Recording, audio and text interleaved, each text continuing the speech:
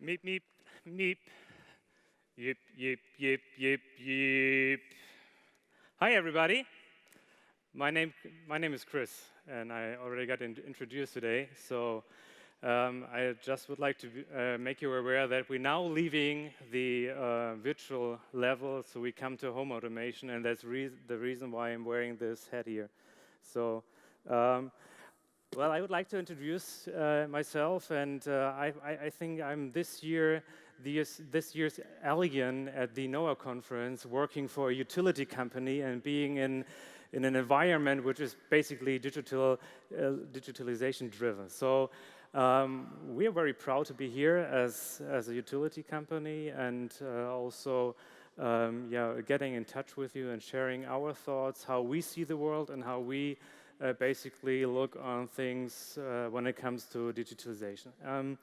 Well, being on the panel today for home automation, before we get started, I think there's a very big issue I would like to let you know about and address to you all, which happened this weekend. I'm not sure if you're familiar with the G7 meeting, which we had this weekend here in Germany, where all the global leaders came to Germany. And, well, they finally made a very important and big decision. You know what I'm talking about? You have an idea? Well, they committed to the 2 degrees Celsius climate target. So when we talk about digitalization and all the fancy stuff and the startups, there are other drivers which our society affects and has tremendous impact.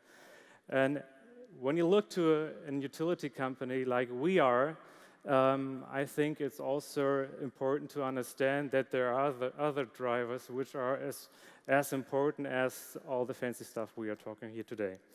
But I think it's also very important that we have tremendously changed in our industry, because we are really sure that there will be a next revolution coming in our industry driven by digitalization. So today I would like to talk to you about how and why digitalization will affecting the Energiewende and will become an incubator for that. And therefore, what we think is that we are able to, to reach our climate targets on a global perspective. And you nevertheless can also say that we save our beautiful planet we have here. We are not so many today here. I guess most of us are outside, but I think for that reason it's maybe a nice moment when we can give our politicians a hand. They work so hard and now they start caring. Maybe you also can give them all a short clap on your hands that they already did this last weekend. Yeah. So thanks. I think they still have to work, and we also. So let's keep on going here. After committing to this tremendous targets, which we saw last weekend, in my opinion, there's just one question left. How do we deliver on those targets? How do we meet globally? How do we meet globally the 2 degrees Celsius climate target? Or in other words, how do we empower a generation to sit at the forefront of the energy revolution? So where we are. So what is the status of, we in our industry call it smart home? Being in the field of clean tech for years now, I really can tell you I saw a lot of technologies and great business models and great people who are inspired and drive companies in the smart home environment. But as you see this picture over here, it gives us a very interesting insight. Smart home is 30 years old. And in those 30 years, history of smart home, I have not seen one single business model which really took off. I mean, that's the reality.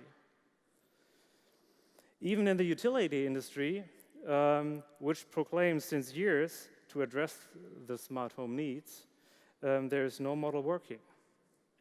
So that's basically what we are facing today. So why do we fail, basically? Is it about technology? Is it about this fancy stuff, which is, I think, promoted by Commodore since 30 years ago? Or is it about the product? Or is it maybe about the right timing in the market? Well, I think we have to go back to the roots.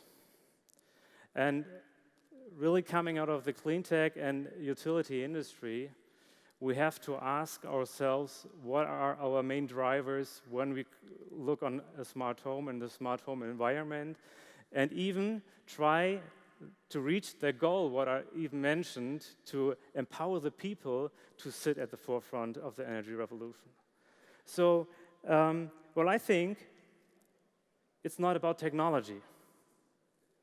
And it's not about regulation. That's also a very big issue when it comes to utility industry. I think it's about how we see things regarding to smart home. Is it really about the smart home? I think it's about the people. You see it here. It's about you and it's about me. And it's about the beauty of human nature. It's about our needs. But when we look as a utility industry there, and we invested a lot of money in smart home technologies, when we never got €1 out of it until today, we have to make a mind shift in this kind of technology. We really have to get closer to the roots, to the people, and have to understand that we don't have to care about technology. There are so many technologies available today. We have to get closer and really try to solve problems, to empower the people with our business models, with the unique and individual needs of our customers. So, information and data is not our comfort zone. I'm not sure if you're familiar with this alien industry, utility industry. It's basically up to 90–95% passive-driven, so technology-driven. That means there's no data point in the infrastructure. There's no data available about the environment, the industry environment. But at the next big step for this industry revolution, it's not the next logical step. It's more like a time machine which transforms you in the next area. Data and information will be an incremental part of our business. So today we see there's tons of information there, and we have to make this mind shift regarding this very important issue. Information becomes a resource, and you are already there. You have those business models. You know what you're talking about. But for us, it's a tremendous shift. But we have the access to the customer, and that's what we would like to where we see where we have to move forward to get closer to our customers and address their needs, which will be the foundation for our future business. So, yeah, as I already said, there has to be a change in our mindset, but it also has to be a change in the mindset of the products and the technologies we see in the home automation area. So we tried a lot of technologies in that field, but we see it has to be much more done to get closer to our customers, to really address the needs of our customers. That means that we have to be user-centric for us. That means that we have to be need-driven and not technology or commodity-driven. And we think that we also then can enable our customers and the people who get close to us to fulfill their own needs. So that's been more a theoretical perspective on how we learned from you guys, from the startups and the other industry where digitalization already happened. Today, I also would like to show you a short and important project which we brought up in the last month.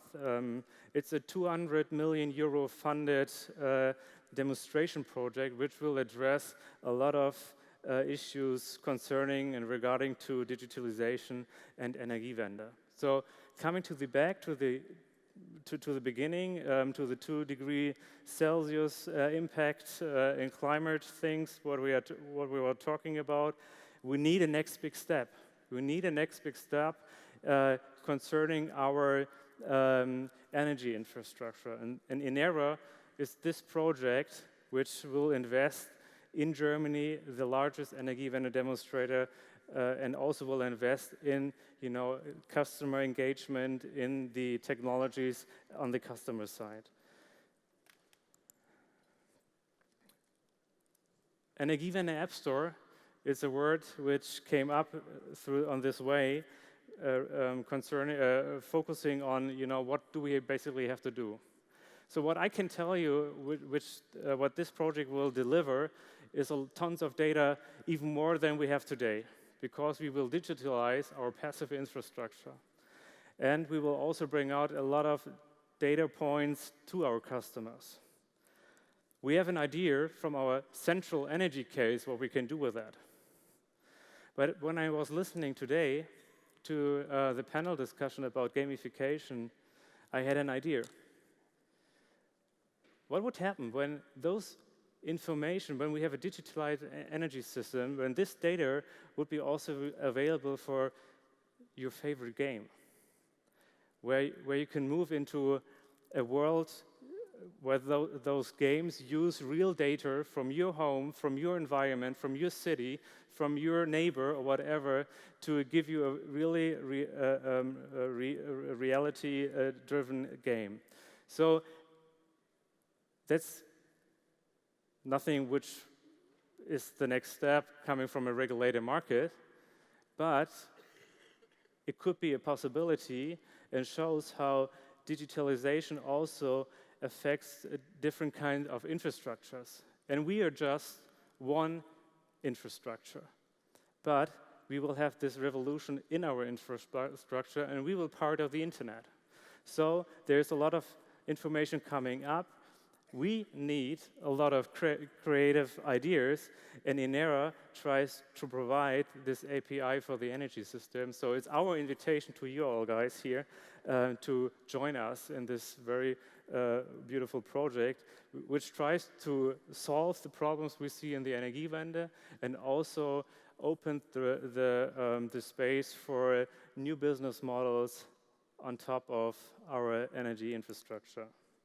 So that's basically it. Thanks for listening.